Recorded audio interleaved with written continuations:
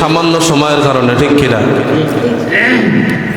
এই জন্য রাসূল সাল্লাল্লাহু আলাইহি সাল্লাম বলেন, قال النبي صلى الله عليه وآله وسلم من يضمن لي ما بين لحييه وما بين رجليه أضمن له الجنة। পয়গম্বর আলাইহিস সালাতু ওয়াস সালাম বলেন, উম্মতের দল, তোমরা যদি দুইটা জিনিসের, তোমরা যদি তোমাদের দুইটা অঙ্গের জিম্মাদারি নিতে পারো,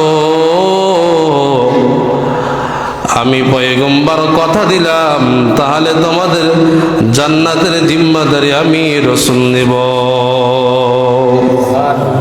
কয়টা অঙ্গের জিম্মাদারি? দুইটা। এক নম্বর, পয়গম্বর বলেন, মাইয়াযমান লিমা বাইনা লাহইহি ওয়া মা বাইনা রিজলাইহি আজমান লাহুল জান্নাহ। তোমাদের দুই ঠোঁটের মাঝখানের জিহ্বাকে যদি, দুই চোয়ালের মাঝখানের জিহ্বাটাকে যদি তুমি হেফাজত রাখতে পারো, হেফাজত রাখতে পারো, তাহলে আমি তোমাদের জান্নাতের জিম্মাদারি নেব। আর একটা হলো দুই পায়ের মাঝখানে, দুই রানের মাঝখানের লজ্জাস্থানের যদি হেফাজত করতে পারো, পয়গম্বর বলেন, আমি তোমার জান্নাতে যাওয়ার জিম্মাদারি নিব। কারণ জিহ্বা এটা দামি এক সম্পদ, এর সঠিক ব্যবহার যদি করা যায়, পয়গম্বর বলেন, আমি তার দামি বানাই দেব। এই জিহ্বা দ্বারা কোরআন তেলাওয়াত করবা, ভালো কথা বলবা, সত্য কথা বলবা। আল্লাহ পাক রব্বুল আলামিন বলেন, ইয়া আইয়ুহাল্লাযীনা আমানুত্তাকুল্লাহ ওয়া কুলু কাওলান সাদীদা। আল্লাহ পাক রব্বুল আলামিন বলেন, হে মুমিন, ইত্তাকুল্লাহ, আল্লাহ তাআলাকে ভয় করো, ওয়া কুলু কাওলান সাদীদা, আর সদা সর্বদা সত্য কথা বলবা। সত্য কথার অনেক দাম। এই জন্যই তো পয়গম্বর বলেন, উম্মতের দল, তোমরা জিহ্বার হেফাজতের দায়িত্ব নাও আর লজ্জাস্থান হেফাজত করো, আমি তোমার জান্নাতের জান্নাতের জিম্মাদার হব। এই জন্য জিহ্বা একদম এক সম্পদ। এই জিহ্বা দ্বারা কথা বলার কারণে শত্রু বন্ধুতে পরিণত হয়। এই জিহ্বার কথা বলার কারণে, কথার কারচিটির কারণে বন্ধু শত্রুতে পরিণত হয়, ঠিক কিনা? একজন অপরিচিত, একজন বেগানা মহিলা, যাকে দেখা হারাম, এই মুখ দিয়া বলার কারণে সে চিরজীবনের জন্য স্ত্রী হইয়া হালাল হয়ে গেছে। আবার এই মুখ দ্বারা তালাক শব্দ বাইর করার কারণে হালাল স্ত্রী হারামে বেগানায় পরিণত হয়ে গেছে। এই কথা বলার দ্বারা, মুখ দ্বারা কথা বলার দ্বারা মানুষ দূরে যায়, আবার এই কথা বলার কারণে মানুষ কাছে আসে। হাজারো মানুষ বন্ধু হয়, হাজারো মানুষ শত্রু হয়। এমন একটা কথা বলছি যে মানুষ আমাকে খুঁজতেছে যে এমন কথা কেন বললে। এই জন্য দামি এক সম্পদ হলো জবান, এটা সঠিক ব্যবহার করতে হবে। আল্লাহ ওয়ালারা জিহ্বা দ্বারা কথা বলে, জবান দ্বারা কথা বলে, হাজারো মানুষ কান্না করে। আবার কিছু লোক কথা বলে, মানুষ শুনতে চায় না, বিরক্ত লাগে। পয়গম্বর আলাইহিস সালাতু ওয়াস সালাম বললেন, উম্মতের দল, এই জন্য কথা বলার সময় সাবধানে কথা বলবা।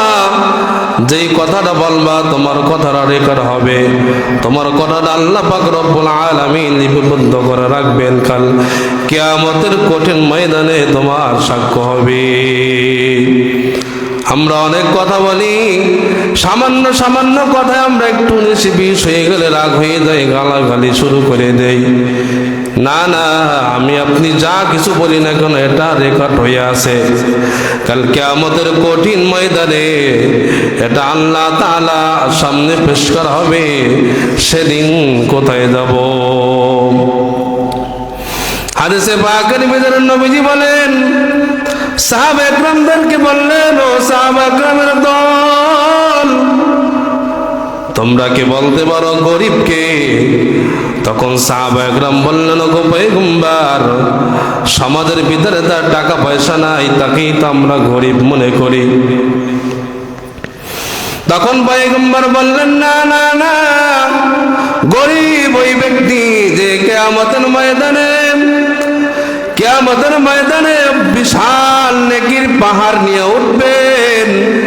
ওঠার পর সে কোন ব্যক্তিকে গালি দিছে, কোন ব্যক্তিকে ভাষা কথা বলছে, অন্যায়ভাবে আঘাত করছে, এই পাওনাদার রাশিয়া তাকে চতুর্দিক থেকে ঘিরে ধরবে।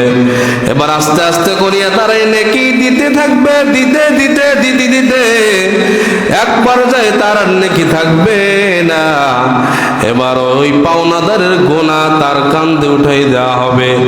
তখন নবীজি বলেন, এই ব্যক্তি হলো সবথেকে নিঃস্ব এবং গরিব। দুনিয়ার জিন্দেগি কিছুই না, আজ আছে কাল থাকবে না। দুনিয়াতে যেভাবে হোক না কেন এক পর্যায়ে দিন চলেই যাবে, কিন্তু আখিরাতে যদি কেউ বিপদে পড়িয়া যায়, তাহলে তার বিপদ উদ্ধার করার কেউ থাকবে না। हकीकत से तो दुनिया बेखबर है, दुनिया की नुमाइश बर नजर है। नमी गोयम के आज दुनिया जुदा बश, बहर करे के बाशी बा खुदा बाश। चिश्ते दुनिया हद खुदा गाफिल मुदन, नहीं कमाशो नुकरा फर जिंदजाम। ফারামাত জবান দামি এক সম্পদ। পয়গম্বরের জামানায় এক মহিলা সম্পর্কে বলা বলে হইতো যে মহিলা তিনি খুব নামাজ পড়েন, দান সদকা করেন মানুষের সঙ্গে, কিন্তু সে ব্যবহারটা ভালো করে না, জবান দিয়ে মানুষকে সন্তুষ্ট না তারা জবানে। তখন নবীজি বললেন সে জাহান্নামে যাবে। আবার আর এক মহিলা সম্পর্কে বললেন যে বলা বলে হয়তো যে মহিলা নামাজ একটু কম পড়ে, দান সদকা কম করে, কিন্তু তার কথার দ্বারা তার প্রতিবেশী সন্তুষ্ট। নবীজি বললেন তাহলে এই মহিলা জান্নাতে যাবে। তার মানে নফল ইবাদত বন্দেগীর পাশাপাশি জবান দিয়ে মানুষকে খুশি রাখা, জবানের হেফাজতের একটা দামি একটা গুরুত্বপূর্ণ ইবাদত। মানে এই জন্য আল্লাহ রাসূল বলেন, قال النبي صلى الله عليه وآله وسلم, পয়গম্বর বলেন, মান কানা ইউমিনু বিল্লাহি ওয়াল ইয়াউমিল আখির ফালিয়াকুল খায়রান আও লিয়াসমুত। পয়গম্বর বলেন আমার উম্মতের দল, যেই ব্যক্তি আল্লাহ এবং পরকালের উপর বিশ্বাস রাখে, ঈমান রাখে, সে যেন ভালো কথা বলে, কথা বললে যেন ভালো কথা বলে, সত্য কথা বলে। আও লিয়াসমুত, অথবা সে যেন চুপ থাকে। চুপ থাকা এটা একটা ভালো গুণ। কারণ পয়গম্বর বলেন, ক্বালান নবী সাল্লাল্লাহু আলাইহি ওয়াসাল্লাম, মান সামাতা নাজা, যে চুপ থাকে সে নাজাত পায়। পয়গম্বর বলেন, আল মুসলিমু মান সালিমাল মুসলিমুনা মিন লিসানিহি ওয়া ইয়াদিহি, খাঁটি মুসলমান ওই ব্যক্তি যার হাত এবং মুখ থেকে, জবান থেকে ওয়াপার মুসলমান হেফাজত থাকে, নিরাপদ থাকে। এই জন্য ভাইরা আমার, জবান একটা দামি এক নিয়ামত। এই জবান যদি সঠিক কাজে ব্যবহার করা যায়, তাহলে পরকালে এই জবানের হেফাজতের দ্বারা বিশাল বড় বিপদ থেকে বাঁচা যাবে। আর যদি জবানকে যদি হেফাজতে না রাখি, মুখে যা আসি তাই বলে ফেললাম, তাহলে এটা কিন্তু আমার জন্য বড় একটা বিপদের কারণ হয়ে যাবে।